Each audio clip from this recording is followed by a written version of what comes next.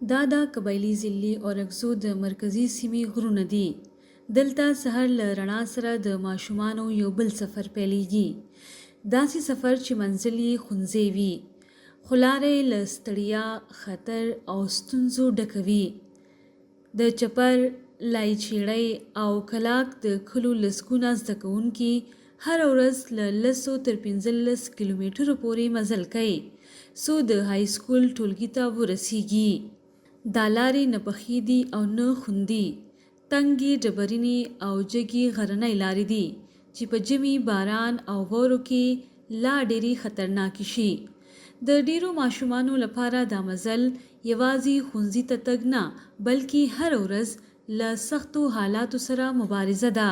ما روزانه بیس من تقریبا 15 کیلومتر مزال کوم. آن جانی تقریبا یو سن 2 غنټې مزال دی. روزانه بیس من دا مزال کوم او موږ حکومت نه دا مطالبه کوم چې موږ خپل سکول جوړ شي. هغه ځکه کوم سکول دی مولا پرایمري هغه کوم بلډینګ دی هغه د نه خونه کې برابر هي اول څنګه هیڅ دغه نشته ورته نو ورته استادان شته یو کې ټیچر دغه ټول ورته څنګه سمبالوي په یو زیتوب باندې کنه هغه ولکم بلډینګ دغه بالکل ناقص دی. هغه کې نو یو سړی نشته، یو کمره ده، هغه هم یو ډېر مسؤلیت دی.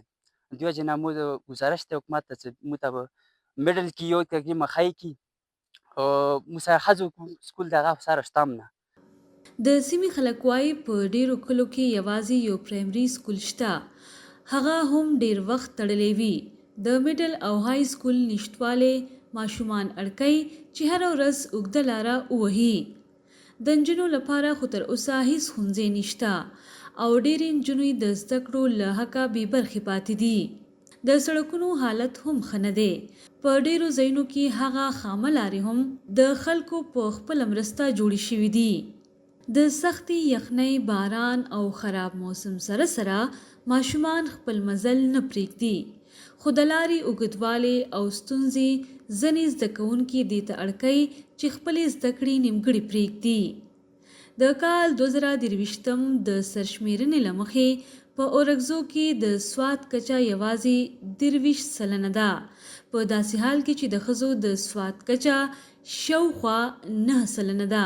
په ضلع کې له 73,000 څخه زیات ماشومان له ښوونځو بهر دي چې ډېره برخه یې نجونې دي. او مو دی علاقې کې چې کوم سکول دی هغه پرایمري سکول دی او یوه کمرې پې مشتمل دی، ځکه چې یوه کمره د ولاحات مشوي او موږ حکومت ته ډېر اپیلونه دي کړي دي د نه مخکې بیا اپیل کوم چې موږ دپاره څه دغه وکړي انتظام او د موږ وړکي زیات نه زیات تعلیم حاصل کړي، میټرک وکړي. میټرک پورې ډېر لوی تکلیف دی هغو ته.